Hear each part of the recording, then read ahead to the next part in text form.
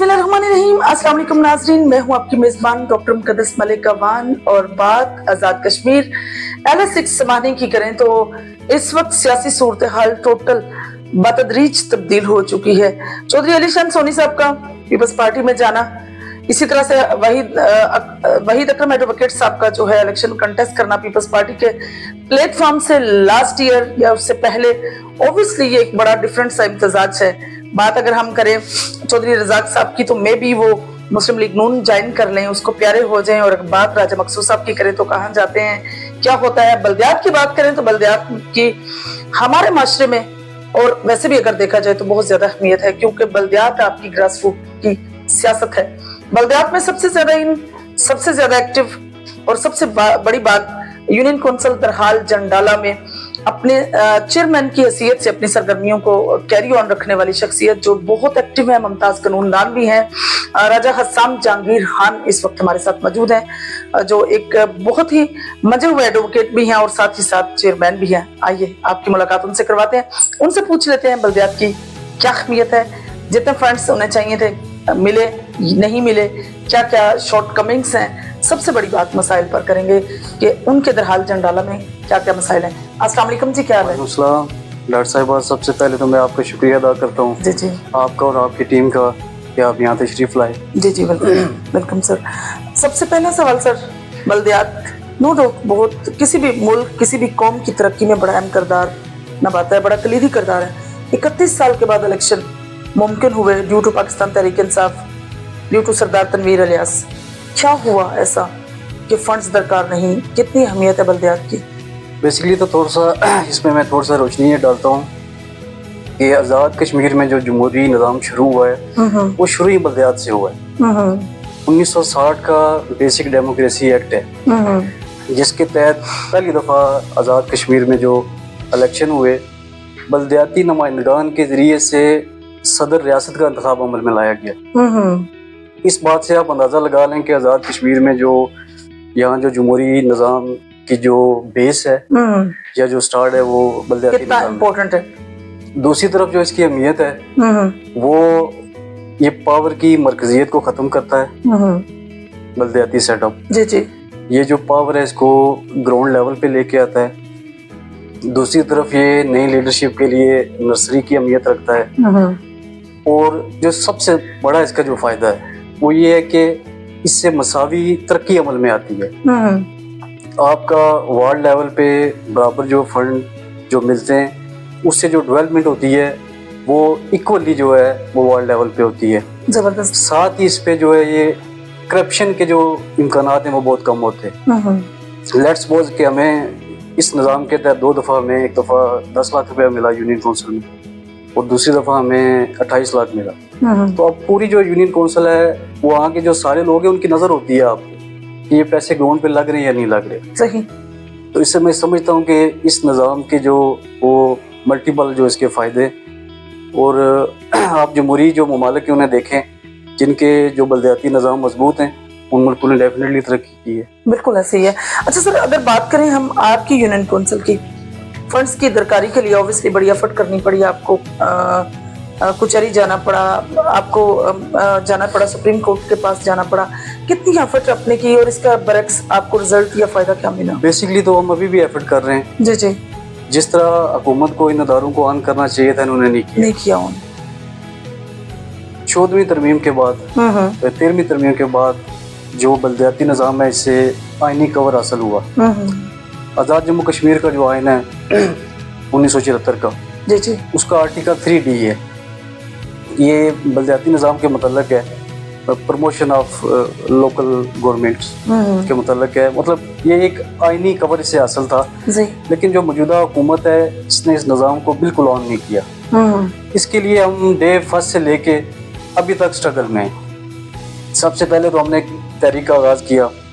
उस टाइम जो बल्दियाती निज़ाम और फंड्स के हवाले से सबसे पहली जो मीटिंग थी वो तहसील समानी में मैंने अर्ली ये 2023 के एंड में करवाई। फिर हमारी एक रियासत गिर तहरीक शुरू हुई। उसमें हमारे जो फोकल पर्सन थे वो जावेद शरीफ साहब थे, बाकी जो हम सब दोस्त मिले, तो उसमें हमें किसी हद तक कामयाबी हुई। جو بلدیاتی نظام as according to Azad Kashmir کا جو آئین ہے اس لحاظ سے آج دن تک جو ہماری حکومت ہے ہماری اسمبلی ہے انہوں نے عام نہیں کیا. صحیح.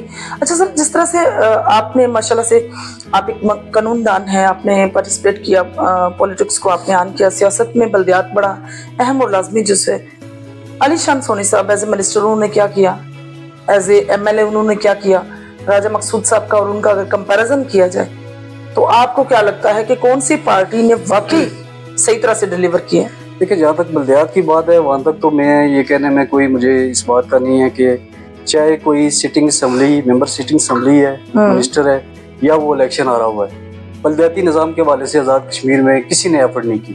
زبردست. میرا خیال ہے کہ انہیں شاید اس چیز کا خوف تھا کہ اس نظام کے تحت جب نئی لیڈرشپ آئے گی تو جو ایک نظام ہمارے آزاد کشمیر میں چل رہا ہے نسل در نسل اقتدار کا، مطلب دادا صاحب الیکشن لڑتے تھے، اب پھر ان کے بیٹے ہیں، اب ان کا جو پوتے وہ الیکشن لڑ رہے، تو سب سے بڑا خطرہ انہیں اس چیز سے تھا. اس لحاظ سے تو ہماری کسی نے سپورٹ نہیں کی. رہ گئی بات جو آپ نے کی راجہ مقصود صاحب کی، علی شان صاحب کی، تو میں سمجھتا ہوں کہ راجہ مقصود صاحب 1985 میں ایک ہی دفعہ ممبر اسمبلی منتخب ہوئے، تو وہ جو دور تھا وہ تحصیل سمانی کی تعمیر و ترقی میں سنہری روپ سے جو لکھا بھی جاتا ہے اور یاد بھی کیا جاتا ہے. علی شان سونی صاحب کو حلقہ سمانی کی عوام نے 4 دفعہ منتخب کیا، لیکن بحیثیت جو ان کا عہدہ ہے، بحیثیت وہ ممبر اسمبلی، بحیثیت جب وہ وزیر رہے، میں سمجھتا ہوں کہ وہ اتنا ڈیلیور نہیں کر سکے جتنا انہیں ڈیلیور کرنا چاہیے. اچھا، یہ بات جو آپ نے ابھی کی ہے یہ due to affiliation of Muslim League Noon یا مطلب ریالٹی پر مبنی بھی ہے؟ میں نے ریالٹی پہ مبنی کی. آپ خود وزٹ کریں. جی جی. ویسے بھی جو صحافی ہیں کہتے ہیں کہ معاشرے کی تیسری آنکھ، ایگزیکٹلی، آپ خود جا کے وزٹ کر لیں کہ سمانی میں کسی ایک بھی ادارے کی کارکردگی اس لیول کی نہیں ہے.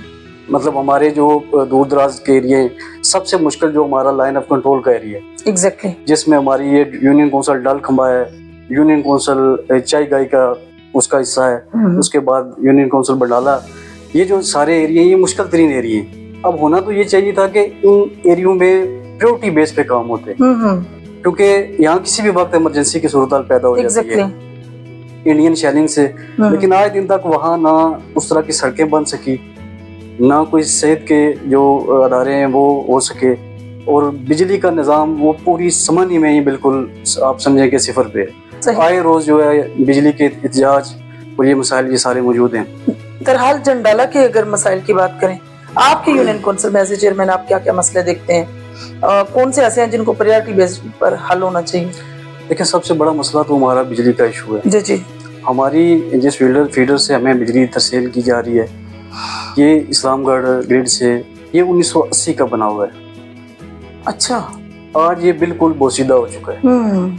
اس لائن پہ ہماری بجلی ہولڈ ہی نہیں ہوتی، اور ہماری یونین کونسل درال جنڈالہ ساری اور یونین کونسل چوکی کا جزوی حصہ اس فیڈر پہ ہے. تو سب سے بڑا ایشو جو ہے ہمیں جو ان دنوں فیس ہو رہا ہے ہمیں وہ تو ہمارا بجلی کا ایشو ہے. اس کے علاوہ ڈیفینیٹلی ہمارے جو پہاڑی ایریے مشکل ترین ایریے ہیں وہاں روڈز کے ایشو موجود ہیں.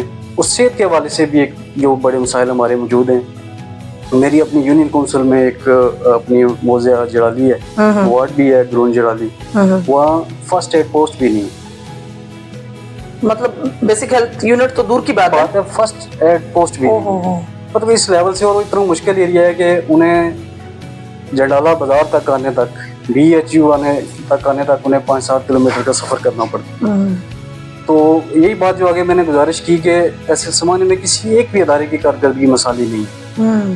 اب ہونا تو یہ چاہیے تھا کہ آزاد کشمیر میں جب الیکشن ہوئے اس کے بعد آزاد کشمیر گورنمنٹ ہمیں ہماری یوٹیلائز کر کے پورے سسٹم کو تھوڑا سا میں آپ کے نالج میں یہ اضافہ کرتا چلوں کہ آزاد کشمیر میں 3300 بلدیاتی نمائندگان ہیں، 278 یونین کونسلز ہیں. اب یہ 3300 جو بلدیاتی نمائندگان ہیں یہ اس حکومت کی مین پاور تھی. بالکل ایسے ہے. انہیں یوٹیلائز کر کے آزاد کشمیر میں بہت بڑی تبدیلی لائی جا سکتی تھی، چاہے وہ انفراسٹرکچر کے لحاظ سے ہوتی، چاہے وہ نظریاتی یا شعوری لحاظ سے ہوتی.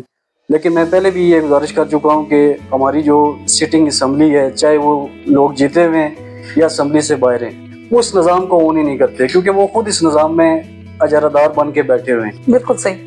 اچھا، آپ کو کیا لگتا ہے کہ حکومت آگے آتی ہے، 7 منتھ کے بعد الیکشن ہوتے ہیں، आने वाली हुकूमत क्या बल्दियात का आगाज करेगी या सॉरी बल्दियाती इलेक्शन करवाएगी? देखिए, हमारी जो एफर्ट हम कर रहे हैं बल्दियाती निज़ाम की बहाली के लिए, उसके साथ जो हमारी मेन एफर्ट जो वो ये है कि हम इसका तसलसल चाहते हैं। हमें पता है और हमारी ये एफर्ट है कि जो मुश्किलात हमने देखी हैं, चले 31 साल 30 साल बाद जब इलेक्शन हुए, हम ये चाहते हैं कि जो हमारे के बाद जो लोग इस सिस्टम में आएंगे उन्हें कम से कम ये मुश्किलात ना हो और ये निज़ाम बाहर रहना चाहिए। हमारी अपने इख्तियारात और फंड से ज़्यादा ये एफर्ट है कि ये सिलसिला जो है बाहर रहना चाहिए। सही। और इंशाल्लाह हम हर सूरत में से बाहर रहेंगे। जबरदस्त। चौधरी यूसुफ साहब, डॉक्टर यूसुफ साहब जो हैं आपके चेयरमैन हैं आपके डिस्ट्रिक्ट के मेंबर के, तो कैसा जो है वो कोई भी चीज स्पेशली फंड्स की दरकारी के लिए कितनी हद तक वो एफर्ट करते हैं?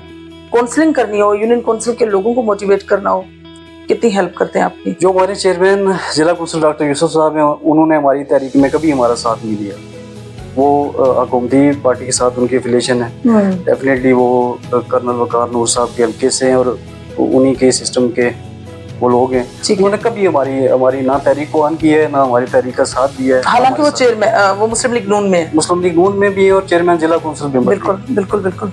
लेकिन इन स्पाइट ऑफ दिस उनकी कोई एफर्ट नहीं है किसी किस्म की। वो इस निज़ाम में जिस तरह हमने एफर्ट की, हमने कन्वेंशन करवाए, हमने पूरे आज़ाद कश्मीर में पहले ज़िली कन्वेंशन हुए हमारे, फिर डिवीजन कन्वेंशन हुए, फिर लातादाद हमारी जो सिटिंग्स हुई गवर्नमेंट के जो मिनिस्टर थे उनके साथ, जो मिसालती टीम थी उसके साथ, इस सारे प्रोसेस में डॉक्टर यूसुफ साहब का हमें कभी कोई इस हवाले से जो है वो तामन मैसर नहीं हुआ। सही। एक कानूनदान होने की हैसियत से एक्शन कमेटी से किस हद तक आप मुतमिन हैं? नौजवान हैं, कुछ भी हैं, एक्शन कमेटी का हिस्सा हैं, क्या कर रहे हैं, उनका प्लान क्या है, आप वो गवर्नमेंट से क्या चाहते हैं? देखिए, जहाँ तक बात एक्शन कमेटी की है, जो उनके मुतालबात हैं वो आप सारे स्टडी करें तो वो मैं समझता हूँ कि एक महाजरीन की सीट के अलावा ये एक आइनी इशू है, इस पर भी मैं रोशनी डालता हूँ।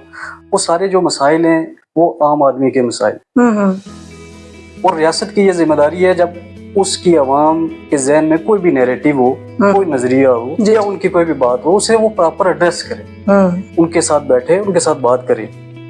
रह की बात 12 सीटों की, तो ये सीटें जो है ये महाजरीन की, जो जैसे मैंने आगे गुजारिश की कि 1960 में जब बेसिक डेमोक्रेसी के तहत इलेक्शन हुए तब ये कौंसिल का क्या अमल में लाया गया था। उसमें उस वक्त 12 जो है आज़ाद कश्मीर से जो अरकान थे और 12 ही जो जम्मू कश्मीर के महाजरीन मुकीम पाकिस्तान थे उनकी तादाद थी। ये सारा सिस्टम साथ चल रहा है। रह की बात इसकी खराबी की, तो इसमें जो उनका मराद का इशू है या फंड का इशू है उस पर बात की जा सकती है। अब मैं आपको ये भी बताता चलूँ कि मकबूजा कश्मीर की जो असम्बली है, अब उस असम्बली में अरकान की तादाद 114 है। 114 में से 24 सीटें उन्होंने आज़ाद कश्मीर और गिलगित बल्तिस्तान के लिए अलामती तौर पे रखी हुई। और हम ऐसा नहीं हो सकता कि आज़ाद कश्मीर की असम्बली से वो हमारा हिस्सा है, उन्हें बिल्कुल ही हम वॉश आउट कर दें। जो इशू है उन पे ज़रूर बात होनी चाहिए, उनके फंड्स पे बात होनी चाहिए, उनके मराद पे बात होनी चाहिए, और जो इशू है वो अब मैं भी समझता हूँ। अच्छा, ये नहीं कि आप इंटायरली एक्शन कमेटी के साथ हैं, आपको लगता है कि ये सही? जी, मैं उनके जो मुतालबात हैं मैं समझता हूँ कि वो ठीक है, उनके जो तरीक़ाकार है या उनकी किसी भी बात से इख्तिलाफ किया जा सकता है, लेकिन वो आम आदमी के मसाइल हैं। अब आप ये देखें कि एक वज़ीर ट्रांसपोर्ट है जी जी, इस महकमे के 30 मुलाजिम भी नहीं। एक वजारत खुराक है, इसके 100 मुलाजिम भी नहीं। अमूर मंगला डैम 35 मुलाजिम भी नहीं। इनकी अलग अलग से जो वजारत बनी हुई है। कल मैं एक रिसर्च देख रहा था कि हमारे इधर एक वजारत जंगलात की है। अब जंगलात की जो आमदन है वो 1 करोड़ या 10-20 लाख, मोस्ट इम्पोर्टेंट है ये वजारत है, और इसकी आमदन 1 करोड़ 10 या 20 लाख सालाना है जी जी। इस वजारत को चलाने के लिए, इस पूरे महकमे को चलाने के लिए जो खराजात आ रहे हैं वो 1 अरब से ज्यादा है। अब ये प्रॉब्लम तो मौजूद है। आज़ाद कश्मीर कितनी 1300 मरबा किलोमीटर इसका रकबा है, 40 लाख इसकी आबादी है। इसको रन करने के लिए मैं समझता हूँ कि इतना बड़ा हुजूम जो है वो चाहे तो ये वजारतों का हो, चाहे ये जो इंतजामिया को हो, जो आपका ये एग्जीक्यूटिव स्ट्रक्चर है, मैं समझता हूँ कि इसकी जरूरत नहीं है। ये सारा वो जो है अल्टीमेटली अवाम पे है। सही। जो हमारे वसाइल, जो हमारा रेवेन्यू, इन सब पे लग रहा है, अगर वो अवाम की बुनियादी जरूरतों पे लगे तो मैं समझता हूँ कि आज़ाद जो कश्मीर है ये बेहतर, इफेक्टिव और जल्दी तरक्की कर सकता है। अच्छा सर, एक बड़ा जरा क्रिटिकल है, but I want to ask you कि किस तरह से ये लोग चाहते हैं कि कश्मीर खुद मुख्तार बने? آپ کو پتہ ہے کہ اس میں عدم دستیابی ہے فیسلٹیشنز کی، کافی چیزیں ایسی ہیں جو کشمیر پروڈکٹ نہیں کر رہا اوبیسلی. کس طرح سے 1927 انتہائی اہمیت کے ہمارے اس میں یہ ہے کہ جو کشمیر کا ایشو ہے اس کا فیصلہ جو ہے کشمیری عوام پلیبیسائٹ کے ذریعے کریں. بالکل صحیح. تو یہ میں سمجھتا ہوں کہ یہ ہر کشمیری کا ایک رائٹ ہے، جب یہ موقع آئے اللہ کرے آئے تو اس پہ وہ اپنا جو رائٹ ہے وہ جس طرح ایکسرسائز کرے. تیسرا آپشن تو ہے ہی نہیں ہے. صحیح بات. کشمیریوں کے ذہن میں انڈیا کا ہم کو میں نہیں سمجھتا کہ کوئی کشمیری نہیں، میرے خیال میں ہونا بھی نہیں چاہیے. رہ کی بات خود مختاری کی اور علاقے پاکستان کی، یہ میں سمجھتا ہوں کہ ہر کشمیری کا ایک پرسنل رائٹ ہے، وہ جس بھی حق میں ووٹ دے. تو یہ جو بات آپ کر رہے ہیں خود مختاری کی یا یہ معاملہ، یہ ایک پورا ایک لیگل اس کی بیکنگ ہے. ٹھیک ہے، اور اسی طرح سے بیکاز آف دیٹ سینس آپ ساتھ ہیں. بالکل ساتھ ہیں. دیکھیں کل اگر ایک لیگلی پاکستان کا آئین، انڈیا کا آئین، اقوام متحدہ کی قرارداد ہیں، تو وہ جب یہ کہہ رہی ہیں کہ کشمیر کا جو فیصلہ ہے ان کے مستقبل کا فیصلہ وہ عوام کرے گی اور رائے شماری سے کرے گی. اچھا، ایک وقت ایسا تھا جب خان صاحب آئے، کوٹلی آئے، انہوں نے کوٹلی کی عوام سے پوچھا، بلکہ ایک بہت ہیوج تعداد میں لوگ تھے، اور عمران خان صاحب جو ہیں وہ کمپین کے لیے آئے، اور ایز اے پرائم منسٹر انہوں نے جب ادھر آئے آپ کے الیکشن میں، تو میں سمجھتی ہوں انہوں نے بڑا کہا تھا واضح طور پر کشمیریوں سے کہ آپ کو الگ چاہیے. تو اس وقت نہ بولنے کے پیچھے کیا بیہائنڈ دا ریزن سین تھا؟ دیکھیں ان کی بات جو کہنے کی حد تک تھی، اصل بات تو ہم وہ کر سکتے ہیں جو پریکٹیکلی ہم نے دیکھا. ایگزیکٹلی. خان صاحب ہی وزیر اعظم تھے جب انڈیا نے اپنا جو آئین تھا اس میں جو کشمیر کا اسپیشل اسٹیٹس تھا جو 35A تھا اور 370A، اس کو ایبروگیٹ کیا. اس پہ خان صاحب نے پریکٹیکلی میں نہیں سمجھتا کہ کوئی اس پہ انہوں نے کوئی ایکشن لیا یا کوئی بات ہے. اور کشمیر کو سب سے بڑا نقصان ہی اس 5 اگست 2019 کو ہوا ہے. اب اس کا نقصان کیا ہے؟ اس کا نقصان ہے کہ جب باشندہ ریاست کا قانون ختم ہوا، یہ 1947 میں یہ ایک قانون بنا تھا، اور بیسکلی یہ تھا کہ کشمیر سے آؤٹ سائڈر کوئی بھی یہاں آ کے اسے باشندہ ریاست درجہ اول کی جو ہے وہ نہیں دی جا سکتی. اب اس قانون کو ایبروگیٹ ہونے کے بعد انڈیا اب ادھر آباد کاری کر رہا ہے، وہ اپنے لوگ آباد کر رہا ہے. کس لیے؟ کہ جب اقوام متحدہ کی قراردادوں کے مطابق کشمیر میں پلیبیسائٹ کروایا جائے گا تو ہماری تعداد زیادہ ہوگی اور ہم اسے اپنے حق میں کر لیں گے. میں سمجھتا ہوں کہ جتنا کشمیر کاز کو نقصان خان صاحب کے دور میں ہوا، اتنا نقصان آزاد کشمیر اور پاکستان کی تاریخ میں کشمیر کو نہیں، کشمیریوں کو نہیں ہوا، اور نہ ہی کشمیر کاز کو ہوا. صحیح. جس طرح سے آپ ماشاءاللہ سے ایک چیئرمین ہیں، ایز اے چیئرمین آپ اپنی یونین کونسل کے لوگوں کو کیا پیغام دیں گے، کیا کہیں گے؟ آتے ہیں آپ کی سیاست کی طرف اور اسی پر بات کرتے ہیں کہ کیا پیغام ہے. دیکھیں میرا اپنی یونین کونسل کے لوگوں کے لیے، تحصیل سمانی کے لوگوں کے لیے اور آزاد کشمیر کے جتنے بھی جو لوگ ہیں ان کے لیے یہی پیغام ہے کہ آپ باشعور ہو کے اپنے حقوق کو جانیں اور اپنے حقوق کے لیے ایفرٹ کریں. دیکھیں بیسکلی ہمارے جو سیاسی نظام ہے آج اس میں نظریاتی خلا کیوں پیدا ہوا؟ اس میں نظریاتی خلا پیدا ہونے کی سب سے بڑی وجہ یہ ہے کہ عوام از خود اپنے حقوق جاننے کے لیے ایفرٹ نہیں کرتی، اور بدقسمتی سے جو ان کے لیڈر ہیں جن کا مین فرض یہ ہوتا ہے کہ وہ اپنے عوام کو باشعور کریں، ایجوکیٹ کریں، ان کی شعوری اور نظریاتی تربیت کریں، وہ بھی وہ کرنے سے قاصر ہیں. میں ریگولرلی اپنی یونین کونسل میں اجلاس کرتا ہوں اور اوپن اجلاس کرتا ہوں، اور اس میں جو اپنے لوگ ہیں انہیں یہ کہتا ہوں کہ آپ آ کے ہم پہ کرٹیسائز کریں، ہم سے پوچھیں کہ ہمارے جو عہدے ان کی ذمہ داریاں ہیں، عہدے پروٹوکول کے لیے نہیں ہے، ایگزیکٹلی عہدوں کی ذمہ داری ہے آپ عوام کے سامنے بھی جواب دیں اور کل آپ اللہ کے سامنے بھی جواب دیں. اور جب تک ایک عوامی نمائندہ خود کو احتساب کے لیے عوام کے سامنے پیش نہیں کرتا، میں نہیں سمجھتا کہ آپ نے اس عہدے کا یا اپنے اس منصب کا حق ادا کیا. بالکل صحیح، بہت زبردست، تھینک یو سو مچ جی. جی ناظرین، یہ تھی راجہ حسام جہانگیر خان صاحب کی گفتگو جو آپ لوگوں نے سنی. سب سے بڑی بات اس شعور کی ہے جو آپ نے اپنے مائنڈ میں، ذہنوں میں ڈیولپ کرنا ہے کہ ہمارا رائٹ کیا ہے، ہمیں کس طرح سے لینا ہے. سب سے بڑی بات یونین کونسل کے مسائل کی ہے اور الیکٹریسٹی کا فیڈر کا پرفیکٹ طریقے سے آنا. میں سمجھتی ہوں کہ یہ بہت بڑا ایشو ہے اہل علاقہ کے لیے، نہ صرف درحال جنڈالہ کے لیے بلکہ انفیکٹ پورے سمانی کے لیے، پورے اس علاقہ کے لیے، کیونکہ وہ واحد ایریا ہے جو باٹم لائن پر ہے اور بارڈر لائن پر ہونے کی وجہ سے obviously اس کی جو ہے کافی ایل او سیز کی وجہ سے مشکلات بھی کافی زیادہ ہیں.